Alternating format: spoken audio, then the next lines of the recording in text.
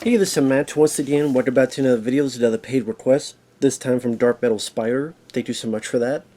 And for those interested in requesting pretty much any type of videos or topics, commentaries, reviews, what have you, feel free to send it. PayPal's usually the best bet. Or you can join my Patreon. Both links are down below in the info box. And you want me to look into the first two episodes of this show called Spectreman, which I never heard of before. And this is a weird ass show. It's a sci-fi superhero show from Japan from 1971 to 1972. Bargain basement, dirt ass cheap, but man, there's a... If this isn't a cult show, it deserves to be. Because I gotta say, it was definitely interesting to watch, I'll put it that way. From the catchy opening theme song where it kind of stuck in my head for a bit. In a flash, like a plane, mystery with the name Spectreman. This really funky theme song. And pretty much the backdrop is this bad scientist who's an ape man. So this very cheap looking ape mask with blonde hair. He is from the planet E, and it was a peaceful planet, but he wanted to make weapons, but he was found out, he was kicked out. Actually, he was arrested. They were going to change him to be a nice guy, but someone else also agreed with his ideals, so they escaped to this ship that just barely wobbles through space. He finds Earth, and he's tired of the pollution happening, because I guess at this time, Japan was thought of to be the most polluted place ever. That's probably they were. I guess that was why they were also making films like Godzilla vs. the Smog Monster, and all that other stuff. But he sees his planet as a great planet, and he's tired of the pollution. And the one issue is these humans, so he wants to conquer the Earth and get rid of these humans. So he's going to make these pollution monsters. And some satellite thing of aliens or whatever see they're like protectors of the universe, and they send this cyborg, or I guess robot I should say, a super cyborg agent who's in the guise of a Japanese guy. But when he's called to action, he does the... I know there was his intention, but anytime he does it, it's like the Heil Hitler. But it wasn't the intention, but it looks like Heil Hitler. And he turns to Spectreman, which is a very gold, like a gold dildo looking robot thing. And it reminded me a little bit of this film. And DarkMetalSpider, if you've never seen this film, you definitely need to look up Inframan. You definitely need to look up Inframan. Do I even have it here? I should have thought of this beforehand. I do. One sec. Let me get it. I don't know if you've ever seen this, but this will remind me of. Although this had a bigger budget because it was a movie,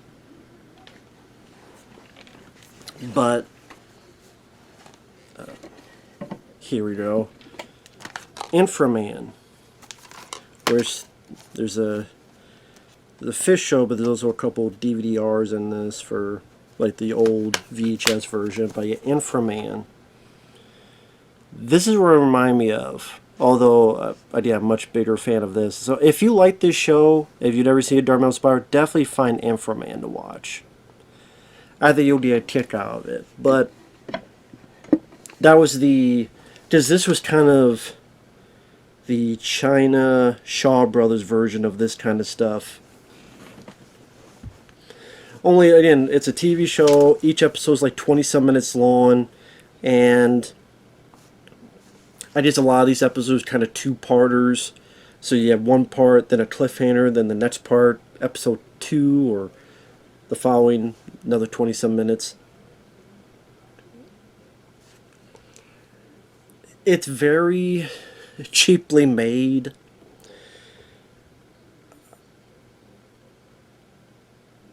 Just the Spectreman is under the guise of this guy named George. He just busts into the Pollution Research and Control Squad.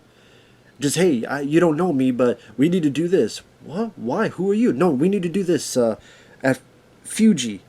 At Fuji, there's something going on. There's something happened at Fuji Bay. We need to go there. You have to trust me. Okay, the world is in trouble. And I was like, who the hell are you? And then the guy gets a phone call. Oh, we need to go there. Sure, I guess you'll join us. Guy I met 2 minutes ago. And the ape man is Dr. Gory, who's blonde. He's wearing this like purple suit. And he has subordinate. Then the first episode doesn't talk. And the second episode, I guess he can talk. He looks more like a gorilla. That was it. The first or I'm trying to. Yeah, by the second episode, the gorilla comes down to find if Spectreman's really dead, and it's killing people, taking their white coats. Takes a guy, and I guess it was meant to break his arms. Like, imagine taking your arms and going backwards. But then the arms looked so wiry, and I could, like, what the fuck? But I'm like, wow, okay, that's also pretty violent. There's another guy he jumps on, and then there's an up close back of the guy's head, where when the gorilla jumps on the head, I don't know how to do this, but imagine the head from the bat lands, and the head goes, like, slides all the way down into the shirt. So I guess to show that the gorilla was so strong, it caved the guy's head into his own chest and neck. I'm like, Jesus, this is... what the fuck? And there's this creature named Hedorah, which is funny because that was the name of the creature in the Smog Monster, the Godzilla film, which I do like that film quite a bit, was Hedorah, I believe. Which was like a big hairball with tentacles that could spray this yellow dust that's corrosive gas and go around, and it's just very haphazard affair. There are times where things are edited very wonky, like they try to edit this shit in a hurry so it doesn't have the right flow to it. This is the UFO that's with Spectreman is watching. It looks like it has 4 nipples underneath its saucer.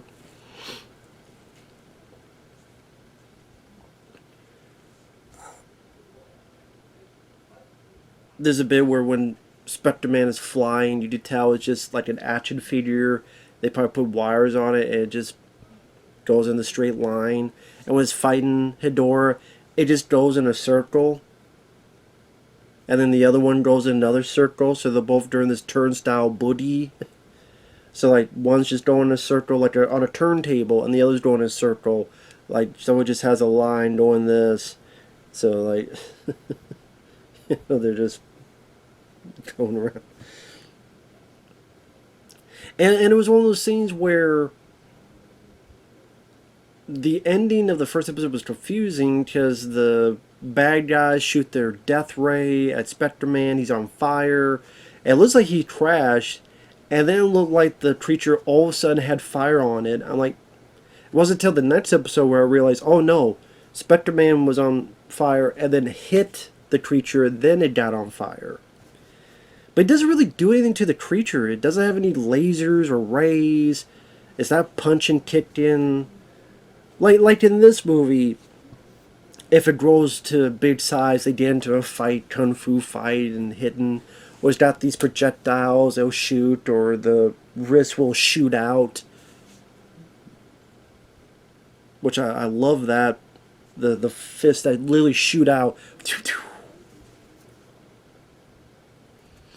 I forget what they actually call it. The Thunder Gauntlets or something like that. You just tell this is Dirty D's done dirt cheap, but with the 70s look and the I guess ambitious quality, it was kind of it was bad, but it was charming. And like I said, I just see this film getting like a cult following for how so bad is good type of thing. Power from space, he'll save the human race, Spectreman. Yeah, that theme song got stuck in my fucking head. As I said, it's a cliffhanger, and by the second episode, he's been knocked the fuck out. The gorilla's searching for him, kills a few people, think it's got the guy, but actually sees the Spectreman helmet. I just doesn't think that maybe this guy was wearing the helmet or whatever. Thinks, oh, it's the helmet. He's dead. Leaves. This little boy helps the guy. And the guy is trying to bond with the kid, so he's saying lines like, thanks for staying cool, kid. And George at one point has to save the chief of the pollution research control squad, and they like hide in the sewer for a bit until he finally gets his Spectreman bit again. Does the Heil Hitler, goes up, and I just see flies and just like touches. He literally just touches the creature, and then the creature melts. It's very underwhelming and very anticlimactic. The battle, maybe they get better in the show, but it's like there wasn't really any battle. It's just he the first time he kind of flew around, got hit, skipped off it and landed, busted his ass. The second one, it just kind of touches it and then the thing melts. Why, I don't know. Also, one of the bits is the good UFO things satellite said, if anyone ever finds out you're Spectreman, you must be terminated. And by the end of this episode, the kid's, I know you're Spectreman. And then the guy kind of brushes him off and says, yeah, ciao kid, goodbye. And then the kid's like, oh, I did, goodbye. I'm like, wait a minute, what about the whole thing of if you're found out, if anyone ever finds out who you are, you don't be terminated? I guess not. As long as they don't know. So it's... But they're 20-some minutes apiece, so it's not that long. It's like in haphazard editing where like this happens and it clunkily goes to this scene, and sometimes, a lot of times the transitions are not that smooth from one scene to another. And George like knows these people for like a day, but then they're like, oh, I miss that guy, or you know what, I didn't hire him. You want to go hire him? Then I'm gonna fire him. So you know what, I actually miss that guy. I'm like, this is like within a day of knowing the guy, and it's just like everything's on fast forward. But again, it was bad, but that 70s charm mentality made it charmingly bad. It was fun to watch on that front. I mean, you thought 70s TV shows in the US were cheap. Apparently they were a lot cheaper in Japan. But you know what? The catchy theme song, the funky theme song, the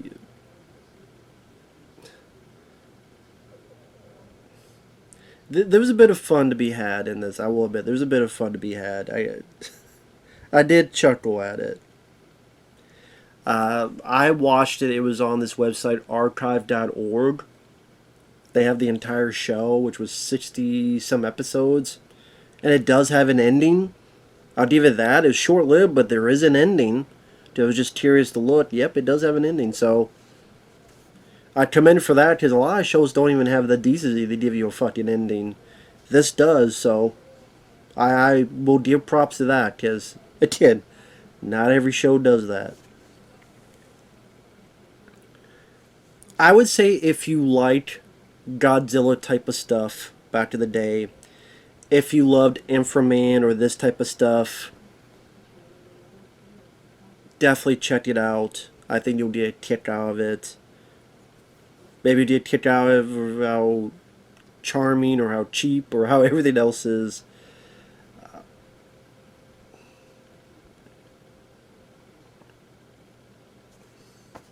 That's more I could say for a lot of movies and shows today.